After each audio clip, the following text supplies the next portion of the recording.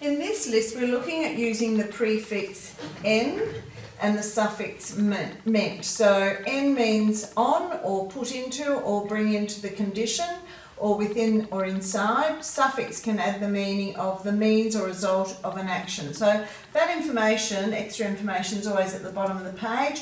And you've also got your references to the spelling rules card, so you know which spelling rules are mainly covered in this list. We haven't listed all the spelling rules that are covered in this list because there are so many. So if you have a look at endure, I would suggest that you go through all these prefix "n" and highlight it, and then also colour the prefix "ment" in a different colour.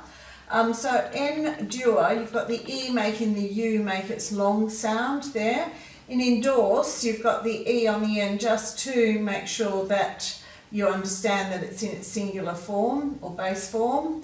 Engine, you've got the GI making the G make its soft sound J. In enzymes, now you know because this has a Y in the middle of it, it's probably of Greek origin, and the E is making the Y make its long I sound.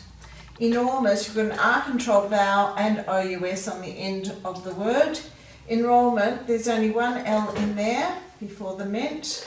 Encourage, you've got the OU making the short up sound, and the E is doing two jobs here. It's making the previous vowel make its long sound A, and it's making the GE say its soft sound J, because English words can't end with J, so we have to use the GE for the soft sound, J sound there. Now, have a look at environment. You really need to break this up into syllables to understand the number of sounds in this group and that you're not leaving one out. Typically people leave out the N, so it's environment. So you've got an R controlled vowel here in the IR. Don't forget this on here, environment.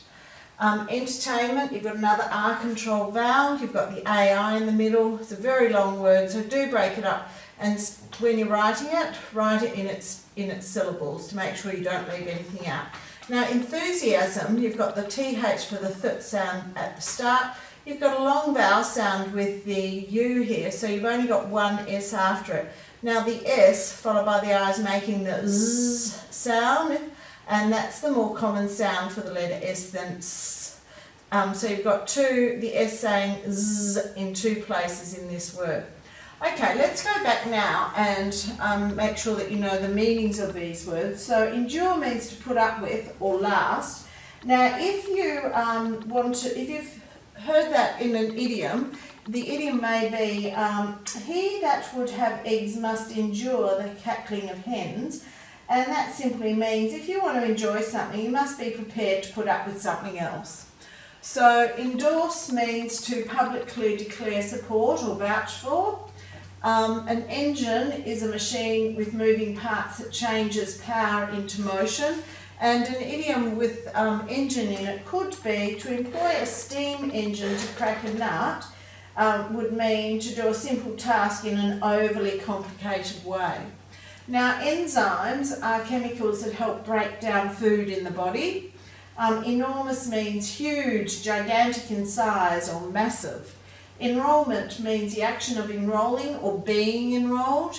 Encourage means to give confidence and motivation or to inspire someone. Environment means the surroundings or conditions in which a person, animal or plant lives or operates. Entertainment is the action of providing or being provided with amusement or enjoyment. And enthusiasm is eagerness. So first of all, go through and read the word, cover it, write it, and check to make sure you've spelt it correctly.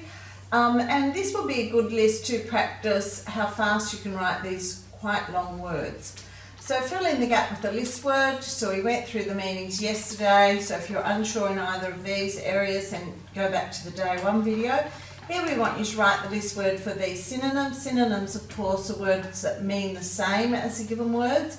And an antonym here means you've got to find the list words that mean the opposite to these given words. Fill in these idioms with a list word, define it, then give an example from your own experience. So we discussed these yesterday and we defined them, but today you have to actually write a sentence as well that tells us and shows us that you know the meanings of these idioms and how they could be used in everyday speech.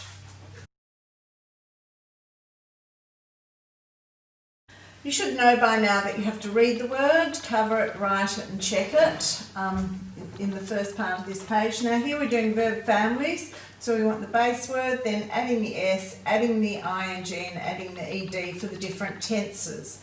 So just be aware of when a word ends with E goes away when in comes to stay. If a word ends in E, you don't have to add another when you add the ed, you only add the D. Now on enroll, you can hear the accent on the second syllable, so that means we're going to double the L when we add the ing and double the L when we add the ed as well. In this section here, you have to fill in the gaps with a list word or a list word extension, so think carefully about the structure of the word and what you might have to add to the end of the word to write it in its correct form within these sentences. Now add or remove the suffix ment from the list of words. So we've given you entertainment, enrolment. Now here you're going to have to add it, of course. Add a prefix. Now you might have to add or change a prefix. So on encourage, you're actually going to have to take away the N to add a new prefix. And enroll, you're just going to add a prefix to enroll. So you can add another prefix to the start of that word. Now, did you know words like encourage come from the Latin root cor, which means heart. To encourage is therefore to take heart and to give heart to others. So what do you do to encourage yourself and what do you do to encourage others? Today we're looking at the punctuation when you're referring to dialogue in your writing. So if you have a look at this, we're just going to do a whole review on this. Now, if someone is speaking, you must put whatever they say inside quotation marks or speech marks. And then their speech, whatever they're saying, goes between those. Now, any form of punctuation must go within the quotation marks or speech marks.